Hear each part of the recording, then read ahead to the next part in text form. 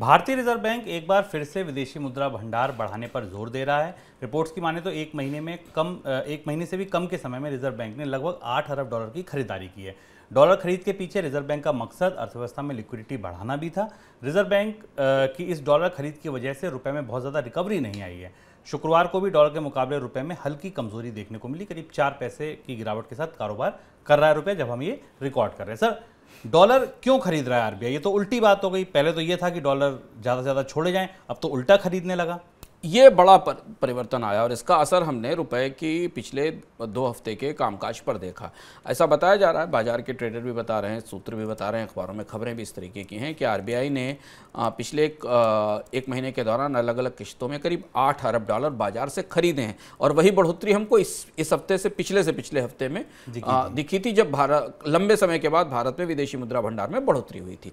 RBI 2 वजह से ऐसा कर रहा है। पहली वजह ये कि विदेशी मुद्रा भंडार पर हम लगातार कह रहे हैं कि विदेशी मुद्रा भंडार खतरे के निशान के करीब पहुंच चुका है और विदेशी मुद्रा भंडार में अपनी तरफ से कोई क्रिएशन या कोई बढ़ोतरी नहीं हो रही, क्योंकि निर्यातों में भी बढ़ोतरी नहीं है।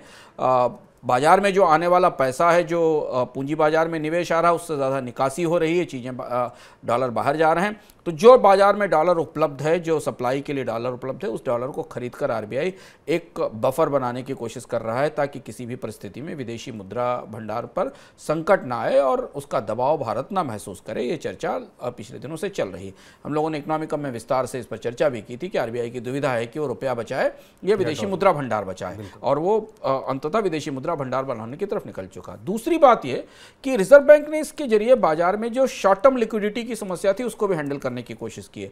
हम लोगों को याद होगा शुभम कि इस महीने की शुरुआत में और पिछले महीने के अंत में कई बार ऐसा मौका आया था जब बाजार में शॉर्ट टर्म लिक्विडिटी खत्म हो गई थी, बैंकों के पास एक दूसरे को देने के लिए पैसा नहीं बचा था और भारत में शॉर्ट टर्म रेट्स काफ़ी तेजी से बढ़े थे, बैंकों के पास पैसे नहीं थे। तो जब आरबीआई बाजार से डॉलर खरीदता है तो वो रूपी छोड़ता है और रूपी का फ्लो बढ़ाता है।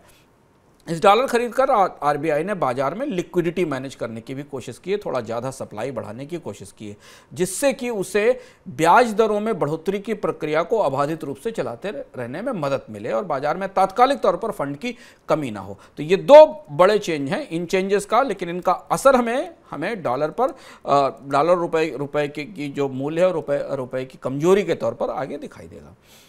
सर, डॉलर इंडेक्स में गिरावट के बाद भी रुपए में रिकवरी नहीं दिखी, ऐसा क्यों? यही वजह है। नहीं तो डॉलर इंडेक्स 106-7 के आसपास है। अगर आप डॉलर इंडेक्स की पिछली बढ़ोतरियों को देखें और उसके अगेंस्ट रुपए की गिरावट को देखें तो उसी रेशियो में रुपए को मजबूत होना चाहिए था, जिस रेशियो में डॉलर इंडेक्स की मजबूती के बाद रुपया गिरा था। पर आज डॉलर इंडेक्स 106-107 पर है, पर रुपया 82 के आसपास, 81, 66, 81, 60 के आसपास ट्रेड कर रहा है। और इसकी यही वजह है कि अब बाजार को पता है कि रिजर्व बैंक दूसरी भूमिका में आ गया है। वो डॉलर छोड़ रुपए को सपोर्ट करने के बजाय बाजार में बचे हुए डॉलर्स को लेकर अपने भंडार में रख रहा है, और इसलिए हमने डॉलर में तेज गिरावट, डॉलर के मुकाबले रुपए में की कीमत में 2 दिन में दबाव देखा। और ये और भी थोड़ा चौंकाने वाला है कि कच्चा तेल दूसरा बड़ा पहलू है, क्रूड ऑयल बड़ा पहलू है, जिसका असर हम परोक्ष रूप से डॉलर की कीमत पर देखते हैं। क्रूड ऑयल की कीमत $90 से नीचे चली गई है, 95 से तो नीचे थी ही। उसके बाद भी वो सेंटिमेंट नहीं है जो सेंटिमेंट रुपए की ताकत को सपोर्ट कर सके, इसलिए क्योंकि मौद्रिक नीति की तरफ जाते हुए रिजर्व बैंक ने भारत के विदेशी मुद्रा भंडार और रुपए को संभालने की पूरी रणनीति ही बदल दी है। अब हम दूसरी दिशा से रिजर्व बैंक बाजार में दखल कर रहा है और उसका असर हमें रुपए की कमजोरी के तौर पे सामने आ रहा है।